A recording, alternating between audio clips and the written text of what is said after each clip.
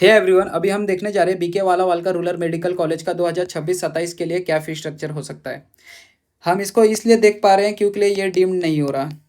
अगर डीम्ड होता तो ये स्टेट कोटा 85% स्टेट कोटा के लिए ये आता ही नहीं, इसका फीस स्ट्रक्चर रिलीज ही नहीं करते बीके वाला वालकर। ठीक है, अब हम इसमें देखने जा रहे हैं ट्यूशन फ़ी। ट्यूशन फ़ी क्या है इस कॉलेज का? इस कॉलेज का ट्यूशन फ़ी 10,29,152, डेवलपमेंट फ़ी 1,35,848, कुल मिलाकर होता है इसका टोटल 11,65,000। ठीक है, मेस का चार्जेस है 50,000, hostel fee 70,000, college caution money जो कि which is refundable after course completion. 4.5 साल का कोर्स होने के बाद ये लोग रिफंड करते, तो ऑल टुगेदर ये बनते हैं 1,70,000। ठीक है, जिसमें से मान के चलो तो 1,20,000 ही आपका कॉलेज हॉस्टल और मेस होता है, 50,000 तो आपका रिफंडेबल डिपॉजिट है।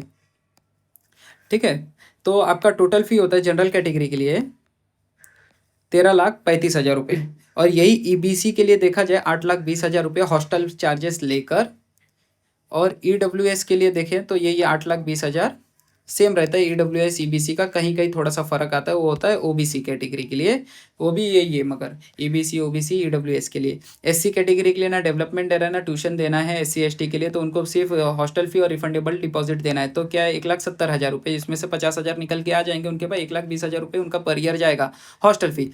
अब बचा गर्ल्स, ईडब्ल्यूएस सीबीसी, गर्ल्स को देना है 3,05,000 रुपये हॉस्टल फी के साथ। तो गर्ल्स का देख लो कितना होता है, 4.5 से 3 1 3 3 4 कितना, 14,00,000 रुपये 14.5 के अंदर गर्ल्स कैटेगरी का हो जाएगा, 14.5 में, जिसके साथ हॉस्टल फी है भी, हॉस्टल फी लेकर।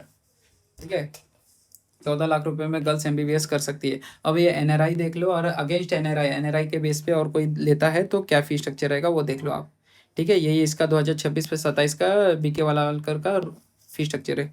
और भी बच्चे को ये है कि ये कभी और चला गया तो हम भी, हमको कौन सा फी स्ट्रक्चर भरना है नेक्स्ट ईयर, ये 2027 में अगर ये डीम्ड में कन्वर्ट हो गया, क्योंकि इसको विद्यापीठ की पदवी मिल गई है श्री विठल और जोशी की, ये डीम्ड में कन्वर्ट हो गया तो फी स्ट्रक्चर आपको डीम्ड में कन्वर्ट हो गया ना, तो आप डीम्ड में एडमिशन नहीं लिया आपने, 85% state quota, Maharashtra state quota से आपने एडमिशन लिया, एमयूएचएस में आप रजिस्टर्ड हो, डीम्ड के लिए आप रजिस्टर्ड नहीं रहोगे, आपका कोर्स भी 4.5 होगा, तो आप डीम्ड से नहीं डिग्री मिलेगा आपको, आपको एमयूएचएस से डिग्री मिलेगा। ठीक है, आपको एमयूएचएस का ही फ़ी पेमेंट करना है। तो ये मत सोचना कि अगर ये हम ये कॉलेज में एडमिशन नहीं लेंगे नेक्स्ट ईयर इसका फीस बढ़ेगा, ऐसा नहीं होता है। आपने जिस वैल्यू पे, आपने जो फी स्ट्रक्चर पे आपने एडमिशन लिया 4.5 ईयर में, आपको वही फी स्ट्रक्चर सेम पे करना पड़ता है।